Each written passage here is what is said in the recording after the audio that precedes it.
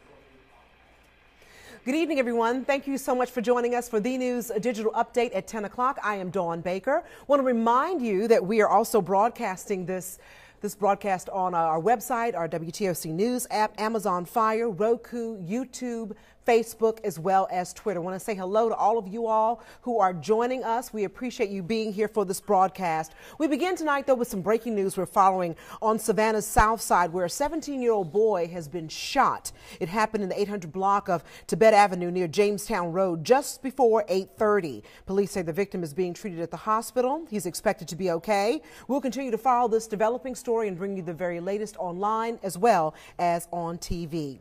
Well, candidates for Georgia's first congressional district came face to face for a forum this evening. It's the first time U.S. Representative Buddy Carter and the Democratic challenger Lisa Ring have been in a political event together. Well, incumbent Carter is in his second term for Congress. He's a former mayor of Pooler and served in the State House as well as the Senate. He's a pharmacist and on the House Committee on Energy and Commerce. The Democratic opponent, Lisa Ring, lives in Richmond Hill and hasn't been an elected official before. She's a former corrections officer and military spouse and mother. If you look at it, you see that we have more choices now, and choices are key when you talk about health care. We need to get back to the point where insurance companies are fighting for your business, not to the point that we were just a couple of years ago where we were begging insurance companies to stay in the market. We need to have more competition. That is extremely important, and I think we've achieved that. You've seen premiums go down. You've seen more insurance policies available, and that's good. The Affordable Care Act is something that he wanted to do away with, and there was no other plan put in place. So people in this district are very concerned. We already have a problem with access to health care for millions of Americans across the United States. But taking away the pre-existing conditions protections and the mandate, which also makes prices cheaper, is making it even more inaccessible to people, and they're concerned about losing health care. And we will have a complete wrap-up of all the issues they discussed tonight coming up on The News at 11. Our Amanda LeBreau is on that story. Want to say hello to everybody. And Troy Weltley, no, I'm not the morning news lady. I've never worked mornings. I've been here a very long time and always worked either days or the night. And I've been on this shift from 3 until midnight since probably before you were born, September of 1993. Thank you for watching. Well, the Effingham County Health System kicked off their 50th anniversary celebration tonight. The Golden Jubilee is meant to celebrate the hospital's history and ongoing transformation. It's one event of many that are happening over the next year to celebrate all this hospital system has accomplished and what it means to the community. It's been a terrific asset to this county, both in terms of health care, employment, and most businesses don't locate anywhere where they don't have good health care and good education, and this county's got both of them, so I think we've been well served. And this hospital has certainly grown over the years. When it started back in 1969, the county had just over 13,000 residents. Over the last 50 years, though, the hospital has grown to serve close to 60,000 residents today. Effingham Health System now employs more than 400 people and continues to upgrade services like cancer treatment so residents not only have an emergency medical service in their own backyard, but they can get continuing treatment there as well. Now, there is a homecoming party for the hospital and health fair in just a few weeks on November 3rd. Of course, we'll bring you more details about that as they come in. Okay, let me see. Okay, I'm laughing about somebody here asking about the shooting. Again, that shooting was in the 800 block of Tibet Avenue on Savannah's South Side. A 17-year-old young man was shot. We are told that he should recover. There have been no arrests yet in that case, but of course we're going to continue to follow that and bring you the very latest coming up on The News at 11. Got some really good news to report now. All the elementary school students have writing assignments. We probably remember those too, but they don't all jump out onto the way that Darryl Bryant's did. It certainly wasn't that much of a success for many of us. And this good news, Tim Guidor introduces us to the St. Andrews student. He's just a 6th grader, and he turned an essay into a published book. The words came easily for Darryl Bryant, and so did a step that many much older writers find difficult to ever achieve. Well, I just wanted to think about writing something about something that happens daily. What started as a creative writing assignment in Mrs. Young's English class at St. Andrew's School last year has turned into The Flower Nerd, a book the 11-year-old published this summer. The anti-bullying story is about a young girl who is getting picked on at school and based on something he saw on TV, not at St. Andrews. She's getting bullied, not really physically, but by words. She just keeps ignoring it, but truly inside she's sad about it.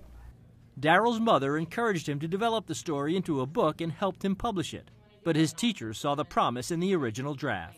All of his creative pieces this year have just been wonderful.